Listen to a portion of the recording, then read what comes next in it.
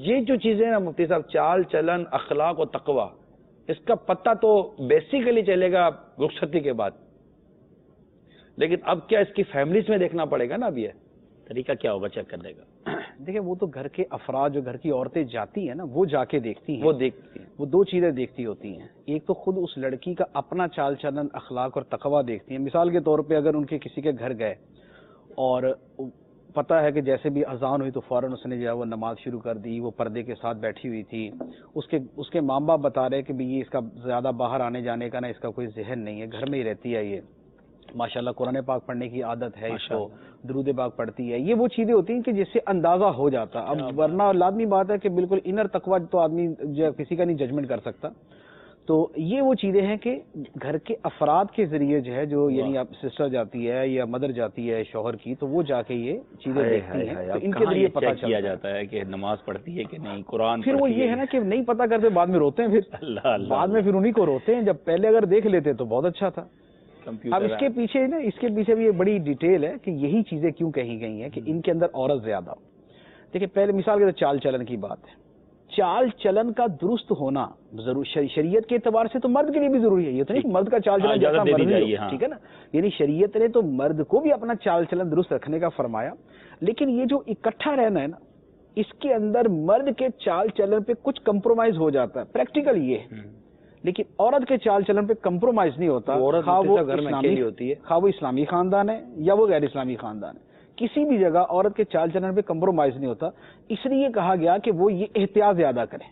تو یہ گویا اس کو ایک یعنی مرد کے لیے اجازت نہیں ہے کہ اس کا چال چلن، اجازت تو کسی کو بھی نہیں، کسی کے لیے بھی نہیں. دیکھیں نا مفتی صاحب، مرد عورت کو باقاعدہ اس کے جو اچھے اخلاق ہیں چال چلن کے اندر یا جو بھی، تو اس میں یہ عورت کی ذمہ داری قرار دی گئی ہے کہ اپنے مرد کی غیر حاضری میں کسی ایسے شخص کو اپنے گھر میں نہ آنے دے جس کو مرد پسند نہیں کرتا.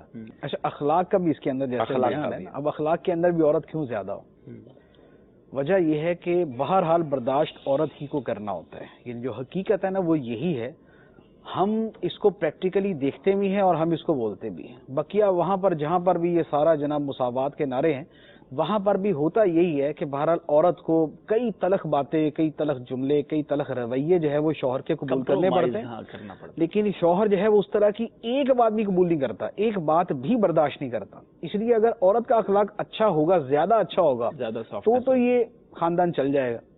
اور اگر وہ بھی اسی طرح برابر کی ہوئی تو پھر جو خاندانوں کا نتیجہ ہوگا، انجام ہوگا، وہ مفتی صاحب اب حدیث پاک کو اگر ہم سامنے رکھتے ہیں، یہ باہر شریعت ہی میں یہ حدیث پاک پچھلے صفحے پر نقل کی گئی ہے، تو یہ جو اخلاق کی صورت میں ہوئی نا، ابن ماجہ میں ابو امامہ رضی اللہ تعالی عنہ سے مروی ہے کہ رسول کریم صلی اللہ تعالی علیہ وآلہ وسلم فرماتے تھے، تقوی کے بعد مومن کے لیے نیک بیوی سے بہتر کوئی چیز نہیں. اب اس کے اوصاف، اگر اسے حکم کرتا ہے تو وہ اطاعت کرتی ہے، اگر اسے دیکھے تو خوش کر دے، اور اس پر قسم کھا بیٹھے تو قسم سچی کر دے، اور کہیں کو چلا جائے تو اپنے نفس اور شوہر کے مال میں بھلائی کرے، یعنی خیانت و ضائع نہ کرے. یہ اس عورت کی خصوصیت بیان ہوئی نا، کہ عورت خصوصیت ہے کہ مطلب جب اسے دیکھے تو خوش کر دے. تو یہ کتنی مطلب کہ با اخلاق، خوش مزاج اور خوش شکل ہونی چاہیے کہ اگر یہ تھکا آ رہا ہے یا کسی بھی صورت میں جب یہ گھر آئے، جب اس کو دیکھے تو عورت کا منہ تربوز کی طرح پھلا ہوا ہونے کے بجائے کہ مطلب کہ یہ تو اس کی اخلاقیات میں سے یہ ہے کہ اپنے شوہر کو خوش کرے. اس میں اس کی بھی بھلائی اس کی بھی بھلائی ہے کہ اس کا گھر چلے گا، گھر اچھا چلے گا. صلو علی الحبیب صلی اللہ تعالی علی محمد. مجھے اپنی اور ساری دنیا کے لوگوں کی اصلاح کی کوشش کرنی ہے انشاءاللہ عز و جل.